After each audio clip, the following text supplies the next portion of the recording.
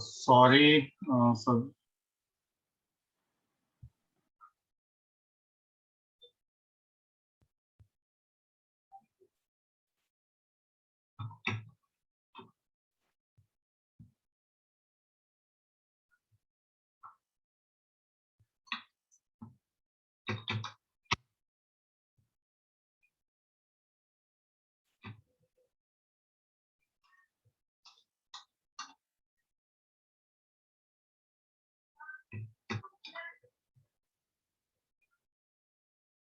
ये सुषमा,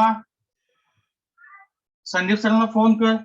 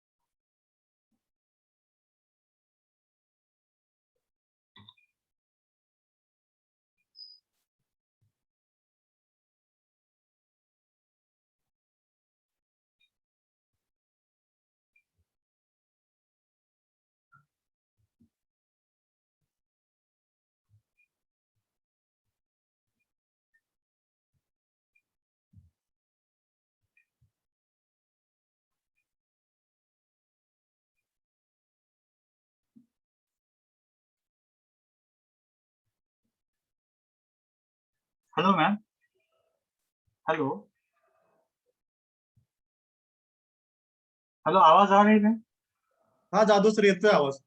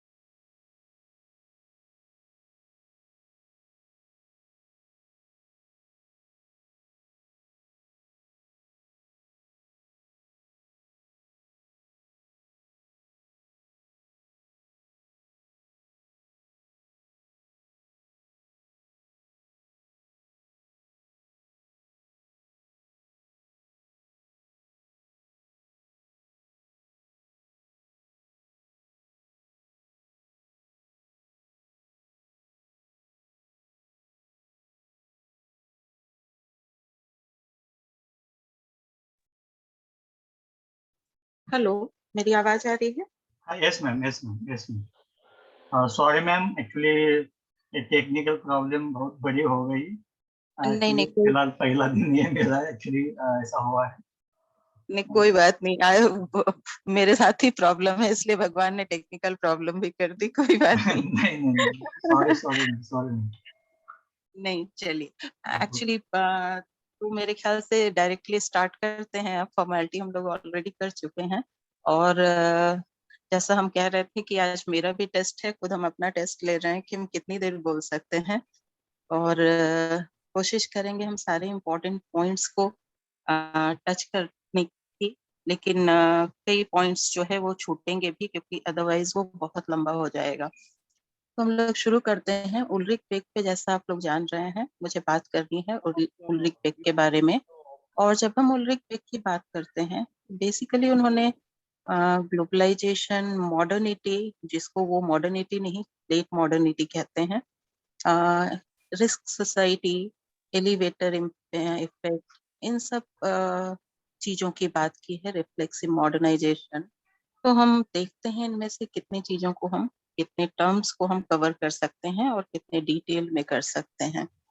लेकिन जब हम बात रिस्क सोसाइटी की करते हैं या इकोलॉजिकल क्राइसिस की करते हैं, जिसके जो रिस्क सोसाइटी का एक पार्ट वो मानते हैं उल्रिक बेक जी, तो हम गिडेंस को भी भूल नहीं सकते। दोनों कंटेम्पररी थे और गिडेंस हमको इसलिए इस समय पर याद आ रहे हैं क्योंकि गिडेंस जो है बेसिकली जब भी अपना उनका लेक्चर होता था कहीं, वो कुछ सवालों के साथ उस लेक्चर को स्टार्ट करते थे और उनका ये कहना होता था, जैसे वो लोगों से ये सवाल करते थे कि इन क्वेश्चंस में क्या समानता है, और हम वो क्वेश्चंस रिपीट करना चाहेंगे यहाँ पर। और गिडेंस का ये कहना था, what do the following haves in common, इनमें क्या समानता है। पहला, मैड काउ डिजीज, दूसरा ट्रबल्स ऑफ लॉर्ड इंश्योरेंस, तीसरा निक अफेयर्स एट पेरिंग्स बैंक, फिर genetically modified crops, global warming, notion of red wine being good, इन सब में क्या समानता है।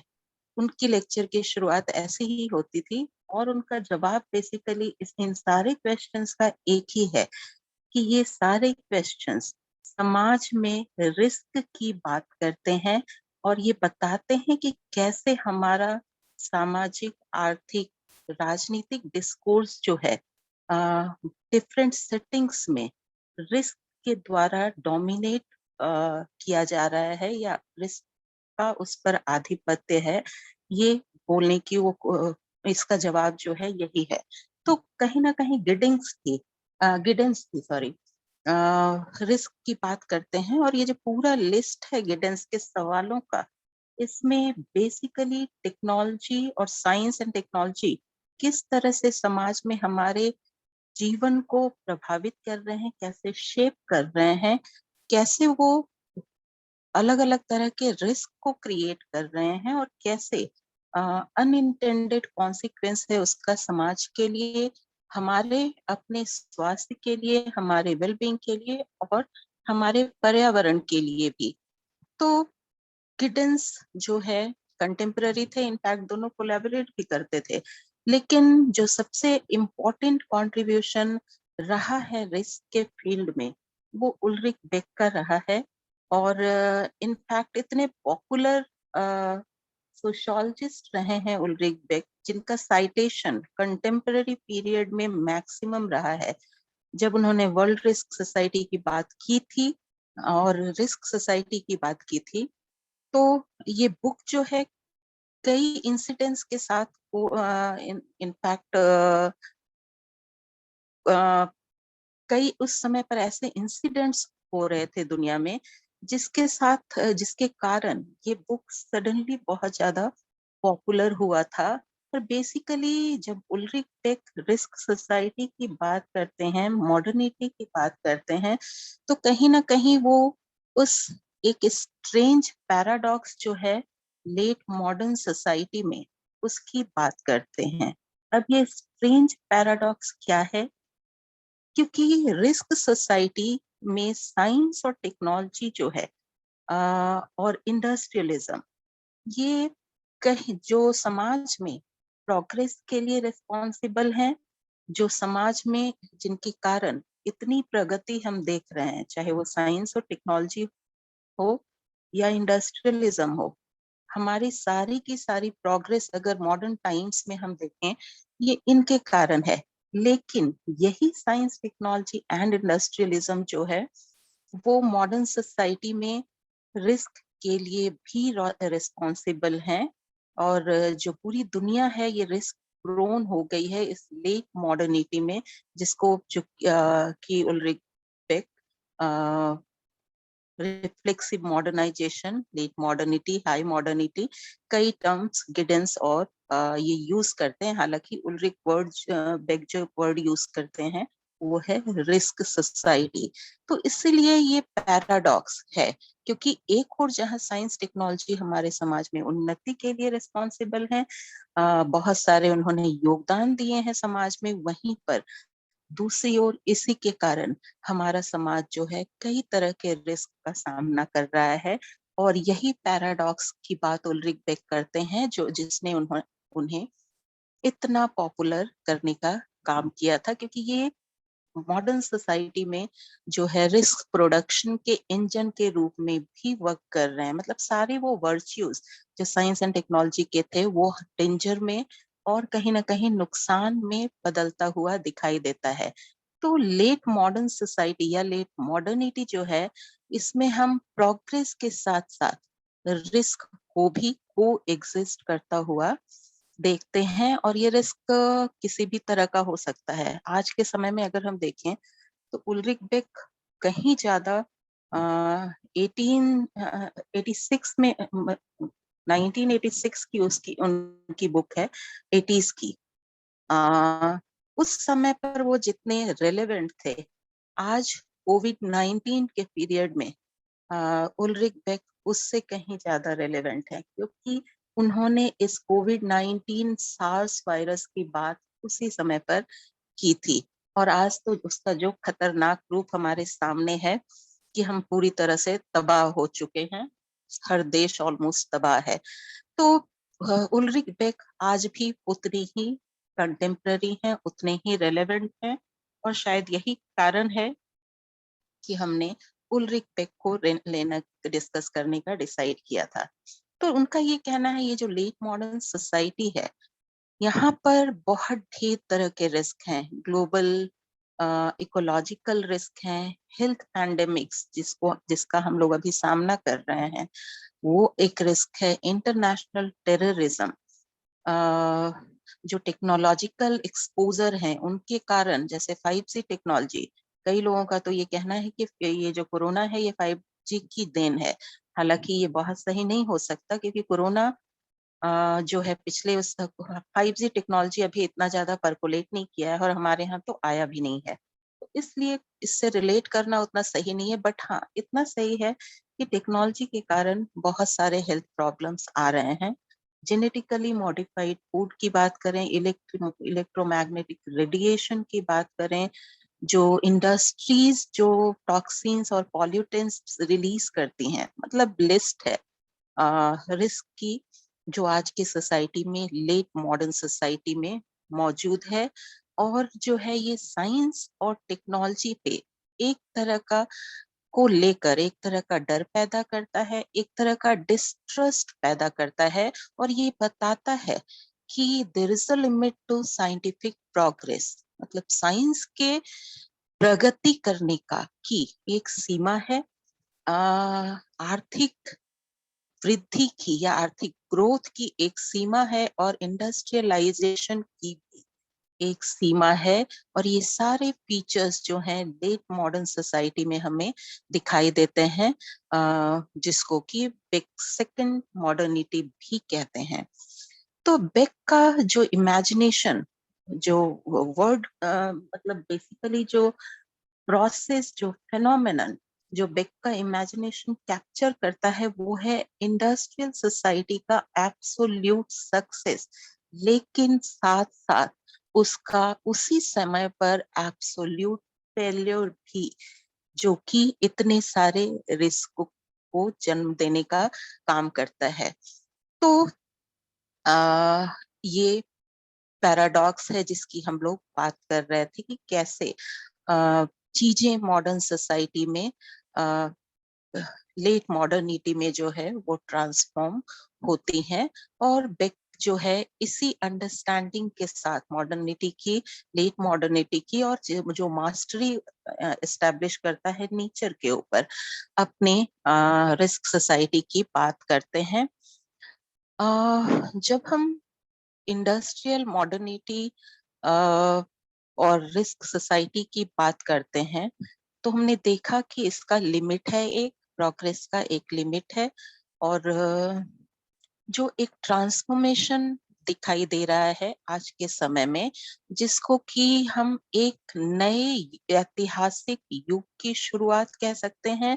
और इसी नए ऐतिहासिक युग को अगर हम बेक के टर्म्स में बोलें, तो ये रिफ्लेक्सिव मॉडर्निटी का एज उन्होंने कहा है, जो जिसमें ट्रांसफॉर्मेशन जो है बेसिकली इंडस्ट्रियल मॉडर्निटी के जरिए आता है। और एक ऐसी सोसाइटी जो अपने सफलताओं के कारण नेचुरली आउटग्रो कर गई है। मतलब इतनी सफलता उसे मिल गई है कि वो सफलता जो है वो नेचुरल वे में आउटग्रो कर गया है, और एक सिस्टमैटिक क्राइसिस हम देखते हैं यहाँ पर, और सिस्टमैटिक कॉन्ट्रडिक्शंस तरह तरह के दिखाई देते हैं, जो हमें डिफरेंट फॉर्म्स ऑफ रिस्क के रूप में नजर आते हैं। तो हमने बात की रिफ्लेक्सिव मॉडर्नाइजेशन की, तो इससे पहले कि हम आगे बढ़ें, हम ये बताना चाहते हैं कि क्या है reflexive modernization. Basically reflexive modernization, जैसा कि हमने अभी कहा, कि एक नए युग की शुरुआत है, नए ऐतिहासिक युग की शुरुआत बेक इसको मानते हैं, और एक ऐसी प्रक्रिया के रूप में देखते हैं मॉडर्नाइजेशन की, जिसकी विशेषता रिस्क सोसाइटी में जो है बेसिकली दिखाई देती है, और एक जहां पर प्रोग्रेस को अचीव करने का तरीका या प्रगति करने का तरीका रीऑर्गेनाइजेशन और रिफॉर्म के रूप में हमें दिखाई देता है। और बेसिकली जो पर्पस है रिफ्लेक्सिव मॉडर्नाइजेशन का, वो रिसोर्स बेस जो है उसको बढ़ाने से ज्यादा उतना संबंधित नहीं है, रिसोर्स बेस को बढ़ाने से जितना ये संबंधित है री इवेल्युएट करने का, से मतलब जो भी हमारे समाज में उपस्थित है चीजें उसको री इवेल्युएट करना, और रीऑर्गेनाइज करना, ये कहीं उससे ज्यादा संबंधित है। तो बेसिकली ये मानता है, रिफ्लेक्सिव मॉडर्नाइजेशन एक ऐसी प्रोसेस है जो ये मानता है कि जो प्रगति है उसको अचीव करने का तरीका रिफॉर्म, ऑप्टिमाइजेशन और अडाप्टेशन है। तो बेसिकली रिफ्लेक्सिव मॉडर्नाइजेशन को एक फेज के रूप में हम देखते हैं, एक रेडिकल मॉडर्नाइजेशन का फेज जिसको हम कहते हैं, कह सकते हैं, जिसके कई सारे साइड इफेक्ट्स हैं, जो कई तरह के क्वेश्चंस रेज करता है इंस्टीट्यूशनल या बेसिक कैटेगरीज से रिलेटेड। जो प्रीवियस मॉडर्नाइजेशन था, जिसको हम लोग मॉडर्नाइजेशन सिर्फ कहते हैं, उससे रिलेटेड कई तरह के क्वेश्चंस रेज करने का काम करता है। और बेक का ये भी कहना है कि जो डुअलिज्म है क्लासिफिकेशन का, रिफ्लेक्स जैसे ईदर और, रिफ्लेक्सिव मॉडर्नाइजेशन जो है में ये क्लासिफिकेशन, डुअल क्लासिफिकेशन या बाइनरी क्लासिफिकेशन, ये बहुत इम्पोर्टेंट नहीं होता है या वैलिड नहीं होता है कहना चाहिए, बल्कि इस पीरियड में जो है, इस हिस्टोरिकल एज में, ऐतिहासिक युग में जो है, जो वर्ड हमें यूज करना चाहिए वो होना चाहिए नॉट ओनली बट ऑल्सो। मतलब सिर्फ यही नहीं, लेकिन इसके अलावा भी करके हमें, जिस ताकि हम उस डुअलिज्म को अवॉइड कर सकें। अब इसका एग्जाम्पल को अगर हम देखें, तो क्लाइमेट कैटास्ट्रॉफी जो है, इसका एक एग्जाम्पल हमें दिखाई देता है, जहां पर रिलेशनशिप सोसाइटी और नेचर का हम देख सकते हैं, और किस तरह से ये नेचुरल कैलामिटी या नेचुरल कैटास्ट्रॉफी जो है समाज में रिस्क के लिए रिस्पॉन्सिबल होता है।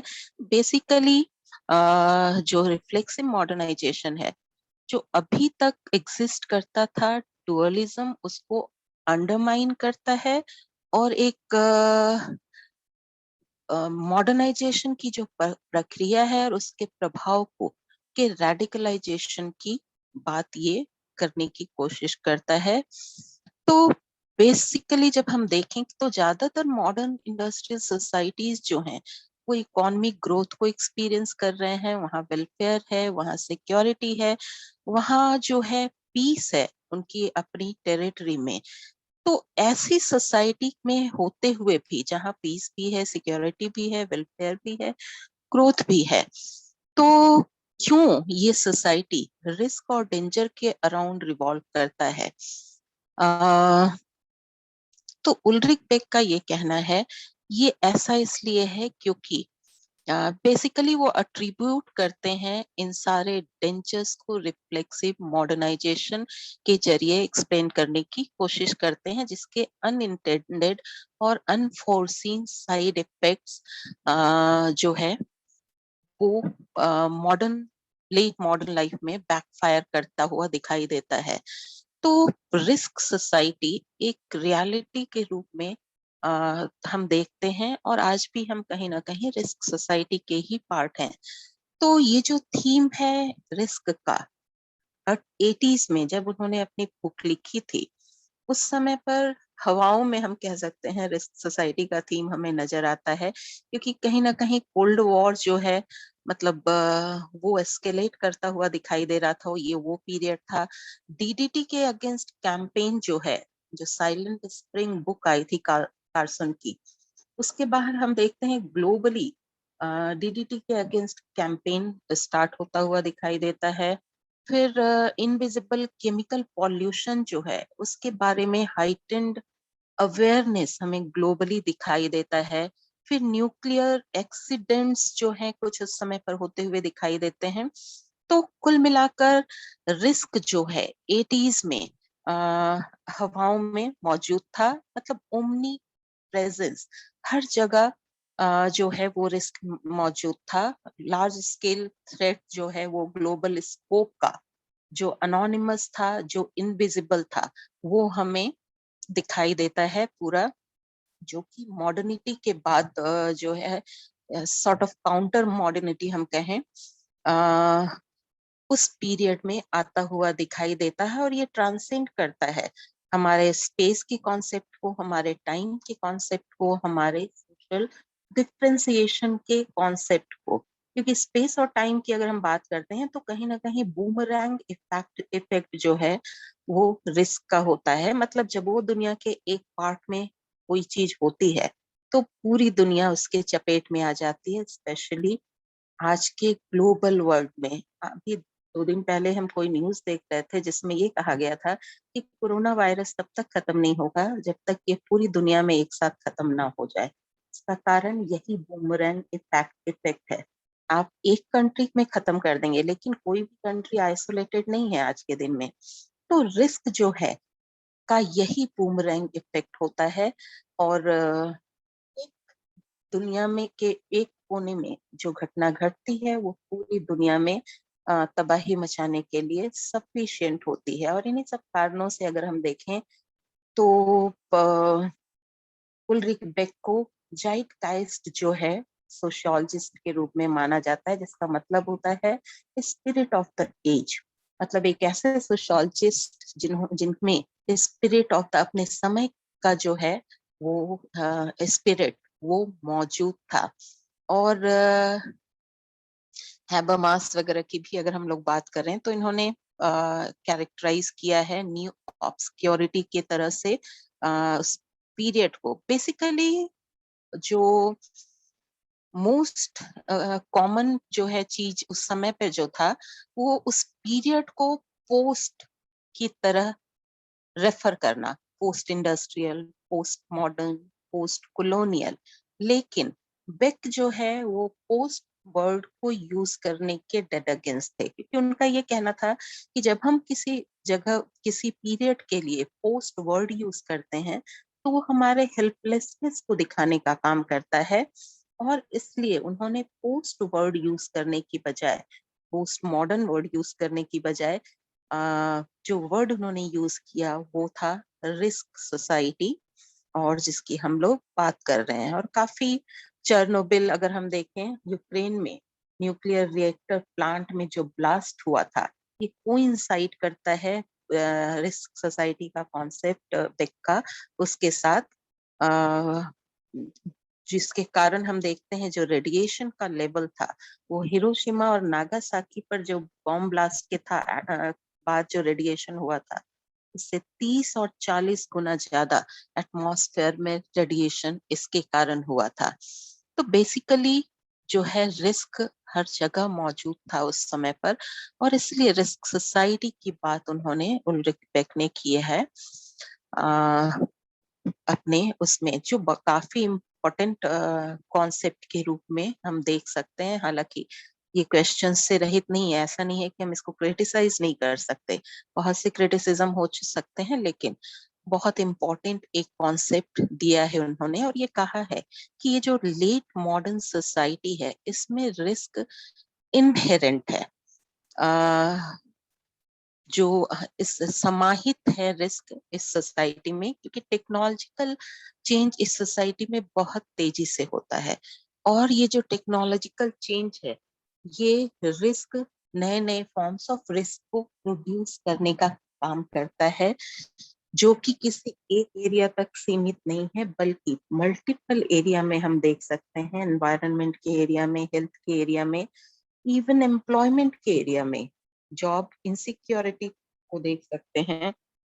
रिस्क सोसाइटी में बेसिकली एम्प्लॉयमेंट का नेचर जो है काफी प्रिकैरियस, मतलब स्टेबल नहीं होके प्रिकैरियस एम्प्लॉयमेंट को हम यहाँ पर देखते हैं, जहाँ पर कई तरह के रिस्क दिखाई देते हैं, और इसमें उन्होंने शामिल किया है ट्रेडिशनल फैमिली पैटर्न्स का जो इरोजन है उसको भी वो उसमें शामिल करते हैं। तो जो बेसिकली मॉडर्न सोसाइटी में, लेट मॉडर्निटी में रिस्क जो है किसी एक कंट्री तक रेस्ट्रिक्टेड नहीं होता है, बल्कि वो एक कंट्री से शुरू होकर पूरी दुनिया में फैल जाता है, ग्लोबल रिस्क होता है, और इसलिए इन्होंने वर्ल्ड रिस्क सोसाइटी बाद में टर्म यूज किया है। तो उनका ये कहना है बेसिकली कि इंडस्ट्रियल सोसाइटी ने बहुत सारे रिस्क को जन्म दिया है, जो कि ऐसा नहीं कि इन मॉडर्नाइजेशन के पीरियड में या लेट मॉडर्न सोसाइटी से पहले रिस्क मौजूद नहीं थे समाज में, था, रिस्क था, लेकिन ये नेचुरल डेंजर्स के रूप में था, नेचुरल हैजर्ड्स के रूप में था।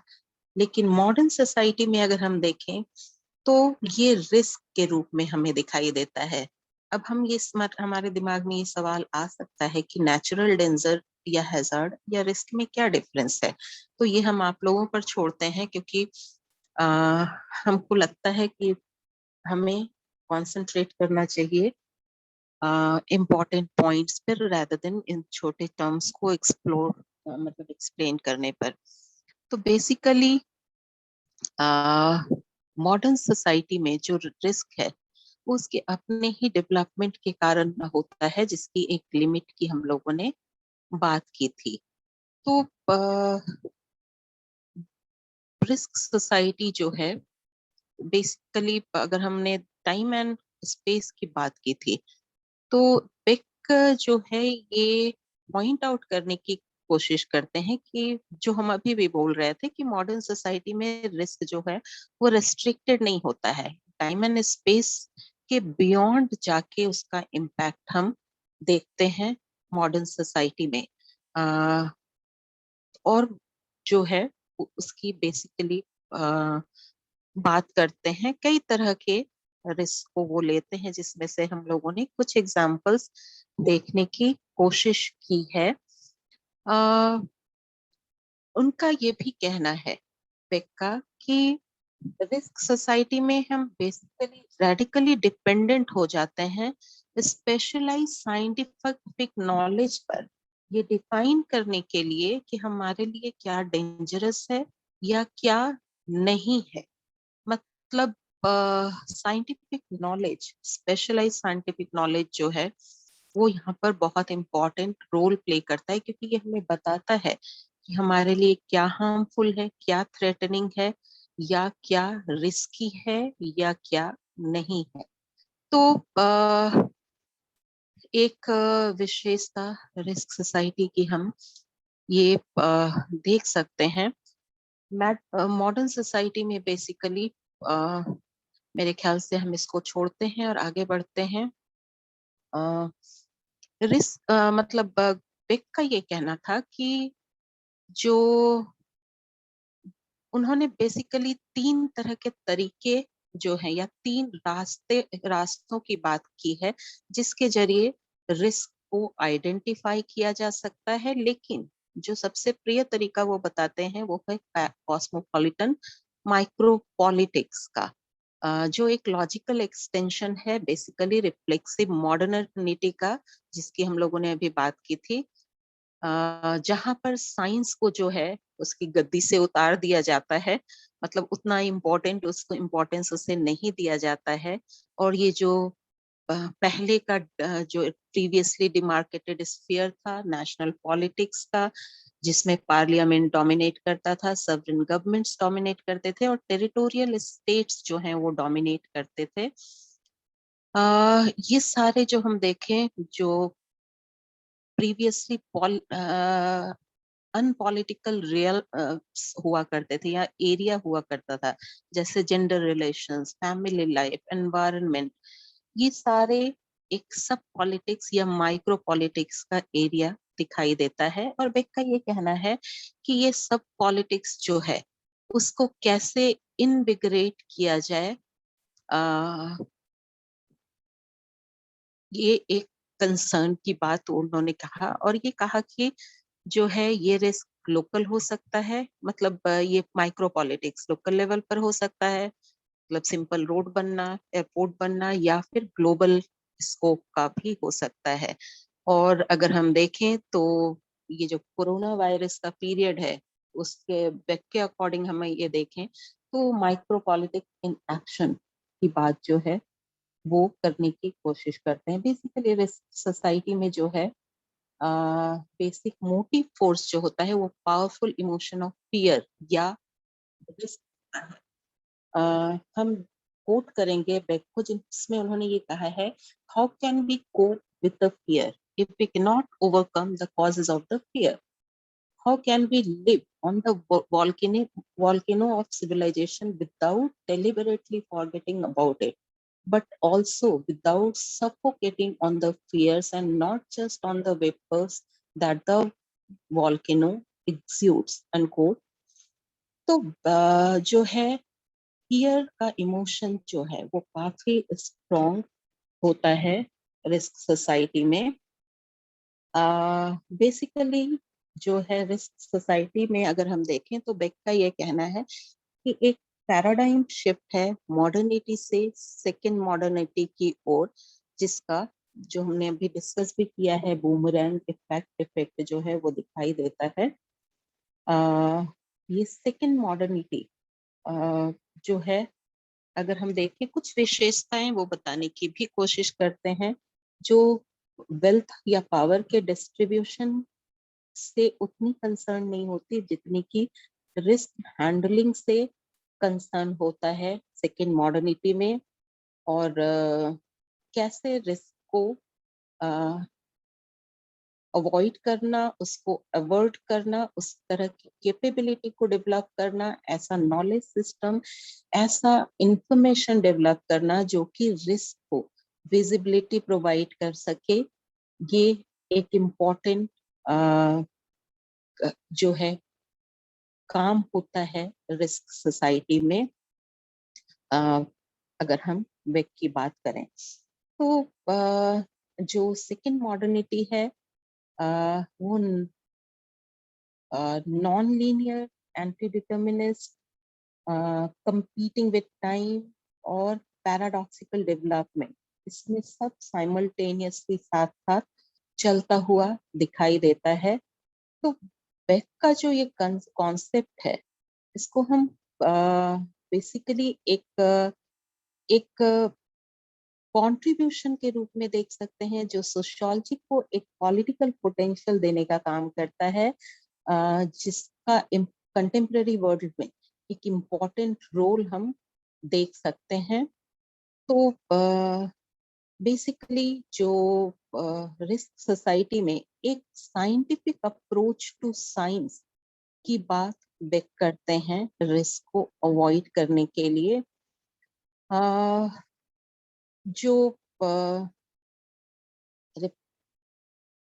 मेरे ख्याल से इम्पोर्टेंट पॉइंट्स को लेने की कोशिश की जाए, एक प्रोसेस ऑफ इंडिविजुअलाइजेशन की भी बात करते हैं, जो कि जहाँ पर इंडिविजुअल एजेंट्स जो हैं वो बेसिकली अपने आप को स्ट्रक्चरल कॉन्स्टेंट्स जो है सोसाइटी में उससे फ्री करने की कोशिश करते हैं, और उसके परिणाम के स्वरूप वो एक अपने आप को एक ज्यादा अच्छी पोजीशन में पाते हैं, जहां वो रिफ्लेक्सिवली अपनी रियलिटी को क्रिएट कर सकते हैं, और एक ऐसी मतलब ऐसी सोसाइटी को वो क्रिएट करने की कोशिश करते हैं अपने लिए, जहां पर वो जो उनकी रियलिटी की बात बेसिकली करता है।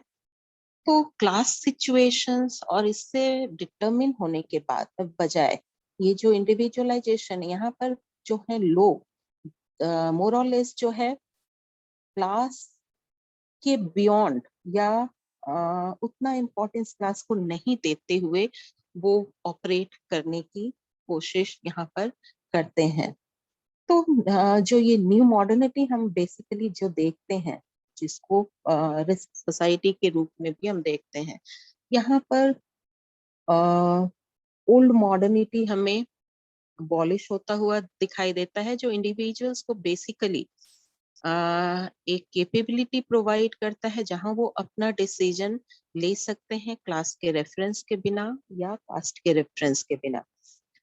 तो एक डिफरेंट फॉर्म ऑफ मॉडर्निटी जिसकी बात उन्होंने की है। इनफैक्ट उन्होंने जो ये लेट मॉडर्निटी जो यूज किया है, उसके बारे में उनका ये कहना है कि हम लोग इनफैक्ट मॉडर्निटी के शुरुआत को देख रहे हैं, ना कि मॉडर्निटी मतलब बेसिकली जो लेट मॉडर्निटी है वो मॉडर्निटी की शुरुआत है, जहां पर हम मॉडर्निटी को इसके इंडस्ट्रियल डिजाइन के बियॉन्ड जाकर देखने की कोशिश करते हैं। और ये बिग जो है इंडस्ट्रियल सोसाइटी में बेसिकली दो टर्म्स यूज करते हैं वो लेट मॉडर्निटी के लिए या मॉडर्निटी के लिए, जिसको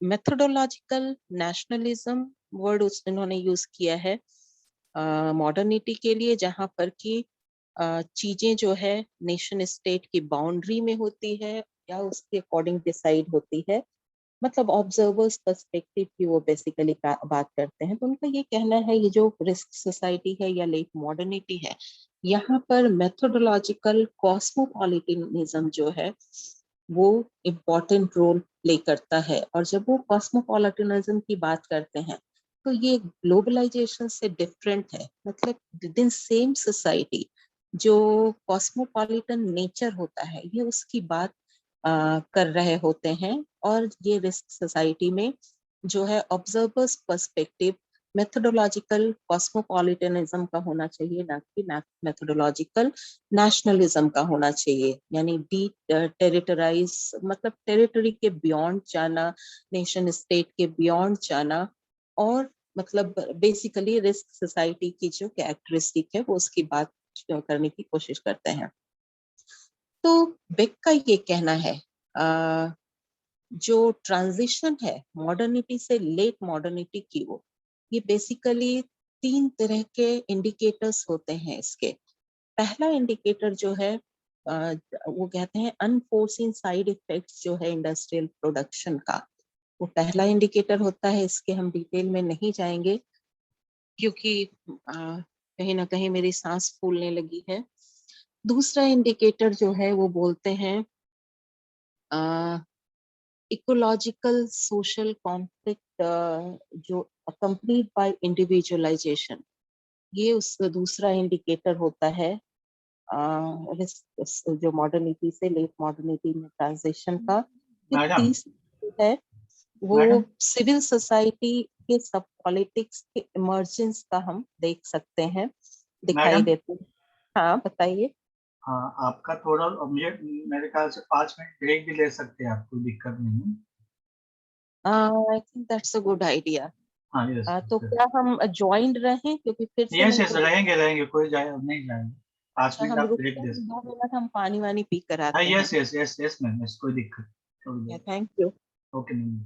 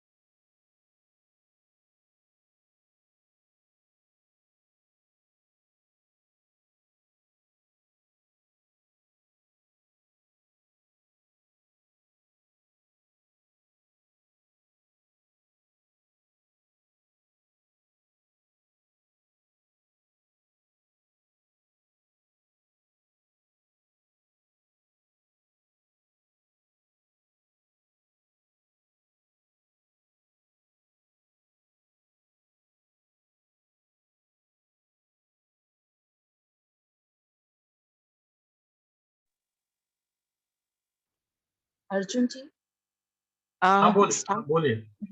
स्टार्ट कर सकते हैं यस बात। Yes yes ma'am, yes. तो हम लोगों ने कुछ टर्म्स बेसिकली देखे हैं अभी तक रिस्क सोसाइटी के कॉन्सेप्ट में, जैसे reflexive modernisation, individualisation, methodological nationalism, methodological cosmopolitanism, late modernity, reflexive modernisation.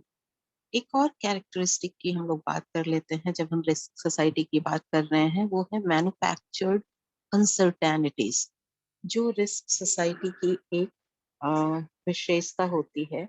और मैन्युफैक्चर्ड अनसर्टेनिटीज देखें अगर वो क्या है, तो बेसिकली मैन्युफैक्चर्ड अनसर्टेनिटीज जो हैं, ये मनुष्यों के द्वारा उत्पादित अनिश्चितताएं हैं, जो रिस्क सोसाइटी की विशेषता होती है, जो सोसाइटी क्रिएट करती है ह्यूमन इंटरवेंशन के कारण।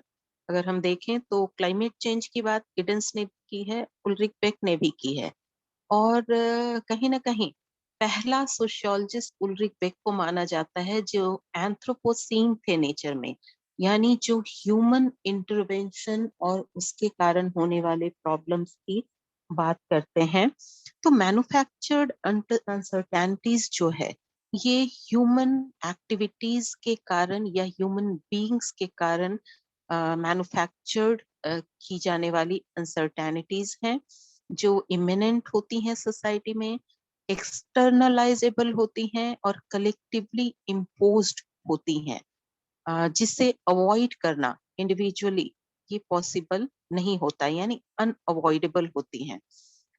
तो जो है मैन्युफैक्चर्ड अनसर्टेनिटी एक ऐसा वो होता है जहां पर ह्यूमन एक्शंस के कारण रिस्क पैदा होता है। और रिस्क सोसाइटी में अगर हम देखें तो ह्यूमन एक्शंस जो है वो इम्पोर्टेंट रोल प्ले करता है रिस्क के मैन्युफैक्चरिंग में, अनसर्टेनिटीज के मैन्युफैक्चरिंग में। तो ये जो रिस्क सोसाइटी का कॉन्सेप्ट है, इसके साथ बहुत एक बेसिक ऑब्जेक्शन जुड़ा होता है, और वो ये कि क्या, जो कि हमने पहले भी शायद बात की है, कि क्या रिस्क सोसाइटी से पहले कभी कोई खतरा समाज पर नहीं था, या कोई इनसिक्योरिटी समाज में नहीं थी? तो इसका जवाब ये है कि नहीं, ऐसा नहीं है। तब भी था, लेकिन उस समय पर जो चीजें थी वो थ्रेट थी या हैजार्ड था, ना कि रिस्क था, ऐसा उल्रिक बेक कहते हैं। और इसके कारण उनकी क्रिटिसिज्म भी होती है कि उन्होंने जो है हैजार्ड, थ्रेट और रिस्क में बहुत ही क्लियर जो है कंफ्यूजन की स्थिति जो है बेसिकली दिखाई देता है। हालांकि उल्रिक बेक उसका मानना है कि रिस्क जो है मॉडर्न कॉन्सेप्ट है, और ये प्री सपोज करता है ह्यूमन एक्शन, ह्यूमन डिसीजन और ह्यूमन मेड फ्यूचर।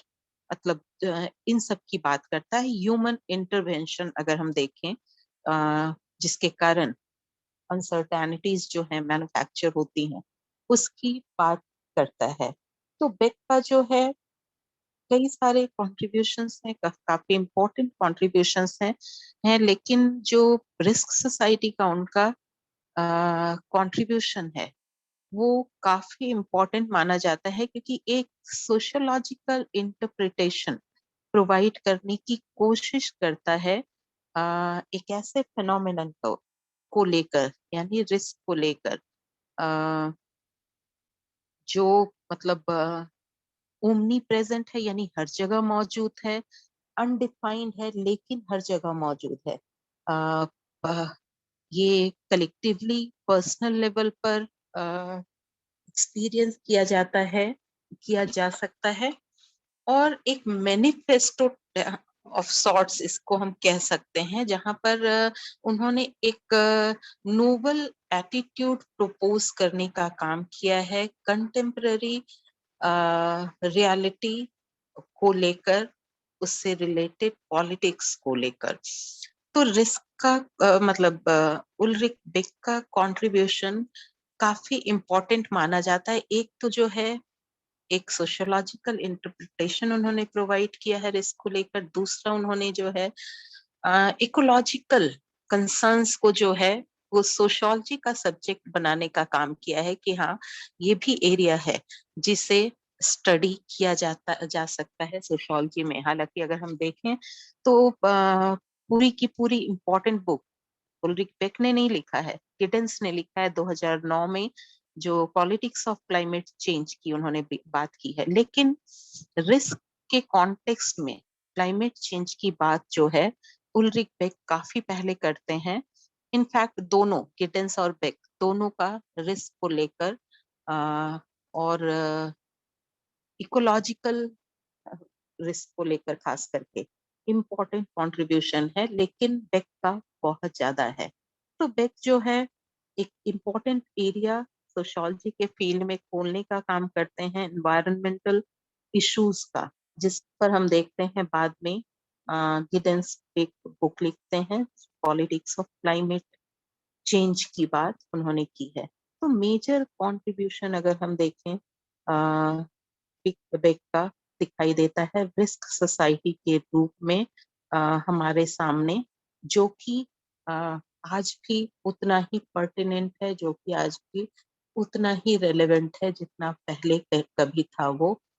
तो मेरे ख्याल से इसके साथ ही हम रुकना चाहेंगे। हालांकि ये इसके लिए 2 घंटे का समय शायद बहुत सही था, क्योंकि इसको बताने में 2 घंटा चाहिए, लेकिन मेरे ख्याल से इम्पोर्टेंट पॉइंट्स हम लोगों ने टच कर लिए हैं, तो इसलिए रुकना चाहेंगे हम। शायद रुकना सही होगा मेरे लिए इस समय पे। Thank you. Okay, thank you ma'am. आपने बहुत ही बढ़िया, एक्चुअली मुझे यही पे एक बात बोलनी जरूरी है। जो टीचर है कभी भी बीमार नहीं होता। आदमी बीमार हो सकता है, व्यक्ति बीमार हो सकता है, लेकिन टीचर बीमार नहीं होता है। सही कहा आपने। Yes, क्योंकि क्योंकि आप जब हमने बोलना शुरू किया तो तब हमको ध्यान आया, जब मेरी सांस फूलने लगी यस तो आप यस सब कह रहे हैं। Yes yes ma'am, yes ma'am. क्योंकि जो आपका जो एक्चुअली आपने जो बेक को बताया है, जब हम अभी बेक को पढ़ना शुरू करेंगे या पढ़ेंगे, तब हमें जो आपका जो अभी जो आपने बताया वो बहुत ही हेल्पफुल हो जाएगा। उसी डायरेक्शन में हम उसे पढ़ेंगे। लेकिन मैं आपका एक्चुअली इतना शुक्रिया अदा करना चाहता हूँ, क्योंकि आप इतने बीमार होते हुए भी आपकी सांस, हमें भी एक्चुअली महसूस होता था कि थोड़ा सा मैम को आप बीच में बोल भी दिया आपने, मेरी सांस अभी फूल रही है, लेकिन वो आपकी सांस फूलती रहती है, लेकिन टीचर की सांस जो है तो आपने कंटिन्यू किया है। तो मेरे ख्याल से बहुत बढ़िया आपने, एक्चुअली आप आए और हमें दर्शन दिया, थोड़ा सा हमें भी आपका जो लेक्चर सुनने को मिला, इसलिए हम बहुत सारा धन्यवाद व्यक्त करते हैं। मैं यहाँ पे थोड़ा संदीप सर को बोलने के लिए मैं बोलूंगा। सर, आप थोड़ा सा अपनी टिप्पणी जो है आज के लेक्चर के ऊपर आप दे सकते हैं, उसके बाद हम एंड के ऊपर जाएंगे और डिस्कशन करेंगे। हेलो। हाँ, बोलिए सर। हाँ, अभी मैडम ने जो प्रेजेंटेशन दिया है तो उसके ऊपर मैं क्या बात कर सकता हूँ। बहुत ही बढ़िया तरीके से मैडम ने प्रेजेंट किया है। हालांकि उनकी तबीयत बिल्कुल भी ठीक नहीं है और बहुत दिनों से वो कोशिश कर रही थी कि जल्दी ठीक होकर प्रेजेंटेशन करे, लेकिन मैडम ने जो कॉन्सेप्ट्स यहाँ पर क्लियर कर दिए हैं, लेट मॉडर्निटी हो, रिफ्लेक्सिविटी हो, तो ये बहुत ही सीधे सीधे लफ्जों में उन्होंने कहा है। और अगर चार्ट बॉक्स देखें तो चार्ट बॉक्स में भी इसका प्रतिबिंब हमें देखने को मिल रहा है। तो मैं मैडम जी का बहुत बहुत धन्यवाद यहाँ पर व्यक्त करता हूँ कि इतने प्रतिकूल विपरीत आपदा में भी वो यहाँ पर आई हुई है। धन्यवाद मैडम। मैडम, चैट बॉक्स में कुछ प्रश्न है, हम उसको ले लेंगे, फिर बाद में कोई डायरेक्टली पूछ सकता है तो उनको भी परमिशन है, डायरेक्टली आपको पूछ सकते हैं कोई प्रश्न है तो। बिल्कुल बिल्कुल बिल्कुल।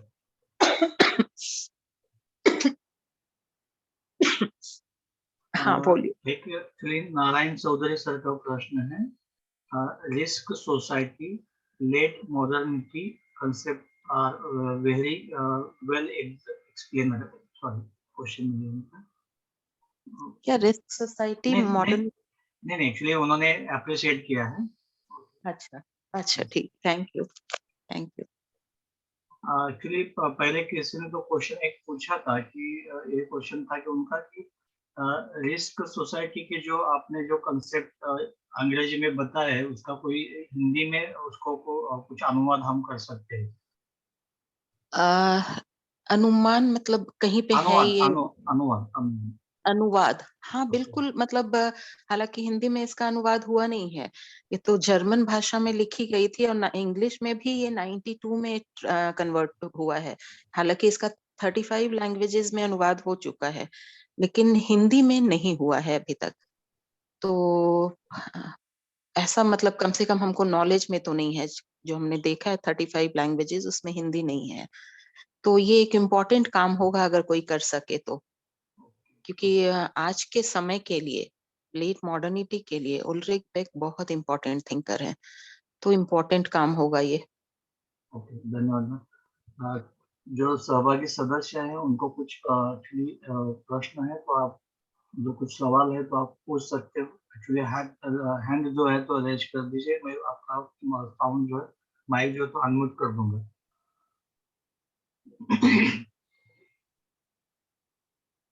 सारी दिक्कतें होने के बाद भी मैडम जो लोग हैं जो सदस्य हैं वहीं पे वो टिके रहे। एक्चुअली मैं सभी सदस्यों का एक आभार यहाँ पे मानना चाहूँगा कि आप सारी दिक्कतें होते हुए भी आप यहाँ पे एक्चुअली टिके रहे हो।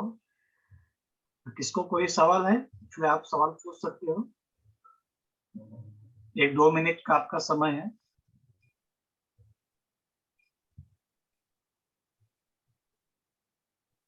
ठीक है मैडम, कोई मेरे ख्याल से सवाल नहीं पूछ रहा है इसलिए। ठीक है, हमको हाँ हमको लगता है कि उनको लग रहा है मेरी तबीयत खराब है, तो वो जब ओके भी चाहें ओके मेरे से पूछ सकते हैं, बाद में पूछ सकते हैं मेरे से। Yes okay okay okay. ठीक, थैंक यू आपका। एक मिनट वो तो थैंक यू। और हम जा रहे हैं हमारे ठीक है। विभाग के जो सदस्य है actually assistant professor Mahesh Patil sir. Sorry, किसी ने हाथ ऊपर किया है। एक मिनट। हाँ, विजय कुमार सर पूछिए। हाँ, प्रणाम सर, सभी लोगों को प्रणाम और मैम को भी सादर हमारा वंदन है। मैं यही शकुंतला मिश्रा विश्वविद्यालय लखनऊ में हूँ, सोशियोलॉजी में, और इसके पहले बीएचयू में ही आपके सीएसएस ईआईपी सेंटर में काम किया था। और इन विपरीत परिस्थितियों में जो टॉपिक आपने चयनित किया है, ये जो आल्ड्रिच बेक का रिस्क सोसाइटी पे, नो डाउट ये बहुत ही कंटेम्प्रेरी और आज के इस वातावरण में जो समसामयिक समस्या हम लोग देख रहे हैं, कहीं न कहीं इसका रिलेशन भी इकोलॉजिकल इंटरप्रिटेशन और सोशियोलॉजिकल व्यू से अगर हम देखने का प्रयास करें, हम सभी जो समाजशास्त्री, समाज वैज्ञानिक लोग हैं, तो कहीं न कहीं इस कोरोना को भी कोरिलेट करके हम अपनी बात को बेहतर तरीके से कह सकते हैं। वहीं गिडिंग्स की बात कर लें, द कॉन्सिक्वेंसेस ऑफ मॉडर्निटी की बात हो, चाहे वो रिस्क सोसाइटी की बात हो, चाहे वो गोर्ज की बात हो, वहीं पर हैबरमास ने भी अपनी बात बहुत अच्छे तरीके से विस्तृत की है। तो मैडम का ये जो एक इंटरप्रिटेशन है और मैडम का जो ये ज्ञान है, निश्चित रूप से आज समसामयिक दौर के लिए बहुत ही प्रासंगिक है। इसके लिए मैं मैडम और आप सभी लोगों का आभार प्रकट करता हूँ। सादर साधुवाद आप सभी को, और मैं लाइन पे बराबर आपको सुनने के लिए मैं बैठा हूँ। सादर धन्यवाद। धन्यवाद Thank- sir. Mahesh Patil sir please. Yes sir, yes yes. सभी लोगों को नमस्कार। के हमारे प्रमुख अतिथि है डॉक्टर श्वेता प्रसाद जी। डॉक्टर श्वेता प्रसाद जी, सबसे पहले तो हम हमारे कॉलेज की ओर से और विभाग की ओर से आपका बहुत बहुत धन्यवाद व्यक्त करते हैं। आप इतने इस परिस्थिति में भी हमारे साथ जुड़े हैं, सबसे पहले इसलिए धन्यवाद व्यक्त करते हैं। मैडम, आज आपने जो उल्रिच बेक के बारे में जो भी बात रखी है, जो भी हमको उस पर हमने जो भी चर्चा की है, देखिए करंट सिचुएशन पे बहुत ज्यादा केसेस है, जैसे कि 5G का बताया। 5G के बारे में जो भी आपने बताया है, बहुत ही बाहर देखे तो, बाहर कंट्री में देखे तो उसके इफेक्ट जो है, परिणाम जो है तो देखने को मिल रहे हैं। इसलिए आपने जो भी करंट पोजीशन पे करंट उस पर बात रखी, वो बहुत ही अच्छी तरह से रखी है। इसका बिल्कुल यहाँ पे स्टडी होना चाहिए, इस पर सब लोग अपने अपने विचार रखने चाहिए। जिस तरह से आप यहाँ पे सब एक्सप्लेन कर रहे थे, सब बात बता रहे थे, उसके एग्जाम्पल दे रहे थे। जब एग्जाम्पल दे रहे थे वो, तब वो बात जो है हमें समझने में और हमें समझने में बहुत अच्छी तरह से हम प्रयास कर रहे थे। इसलिए मैडम मैं आपको बहुत बहुत धन्यवाद देता हूँ। हमारे सहभागी सदस्य है, हमारे सर्व सहभागी सदस्य से, हमारे कॉलेज से, हमारे डिपार्टमेंट से, हम सभी की ओर से आपका बहुत बहुत धन्यवाद व्यक्त करता हूँ। आपने हमारे लिए जो समय निकाला, आपके इस नॉलेज का हमको उपयोग होगा। जो भी रिसर्च स्कॉलर है, रिसर्च स्कॉलर के लिए भी उपयोग होगा, जो भी प्रोफेसर है उनके लिए भी उपयोग होगा। तो फिर एक बार मैं मैडम आपको यहाँ पे आप लेक्चर देने के लिए हाजिर है, इसलिए हम आप सभी को तरफ से आपका धन्यवाद व्यक्त करता हूँ। इससे साथ ही साथ हमारे आज के सब सदस्य है, सब सदस्य का मैं कॉलेज की ओर से और डिपार्टमेंट की ओर से बहुत बहुत धन्यवाद व्यक्त करता हूँ। थोड़ी टेक्निकल प्रॉब्लम आज आ गई, फिर भी सब लोग हमसे जुड़े रहे, बाद में भी जुड़े रहे, इसलिए सब लोगों का मैं धन्यवाद व्यक्त करता हूँ। और आज के प्रमुख मार्गदर्शक अतिथि और सभी लोगों का मैं हमारे कॉलेज से, हमारे कॉलेज के प्रिंसिपल और हमारे विभाग की तरफ से धन्यवाद व्यक्त करता हूँ। यहाँ पे रुकता हूँ। यादव सर। हाँ, एक हैंड रेज किसने किया है? क्या हम मीटिंग छोड़ सकते हैं? हाँ, yes ma'am, yes ma'am, yes ma'am. Thank you सबको।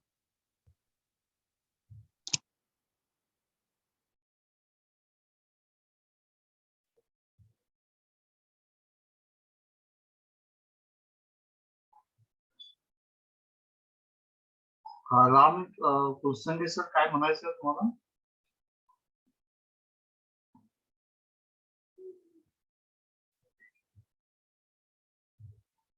ओके, याच ठिकाणी आपण आजच्या जे मीटिंग आहे त्या मीटिंगचं समाप्त करत आहोत.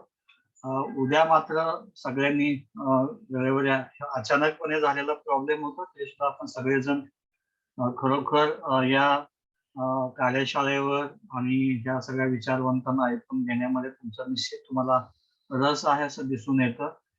उद्या मात्र निश्चित खूप एक चांगलं ऍक्च्युली तुम्हाला लेक्चर ऐकायला मिळेल, कारण मी स्वतः त्या जे वक्ते आहेत उद्याचे डॉक्टर रमेश कांबळे सर, मुंबई विद्यापीठाचे माजी विभाग प्रमुख आहेत, ते अतिशय छान ऍक्च्युली त्यांचं प्रेझेंटेशन आहे आणि खूप सुंदर बोलतात. मी खूप वेळा त्यांना ऐकलेलं आहे, म्हणून मी सगळ्यांना विनंती करतो की उद्याच्या लेक्चरात तुम्ही वेळेवर उपस्थित राहा. धन्यवाद सगळ्यांना. मी या ठिकाणी मीटिंग एंड करतो.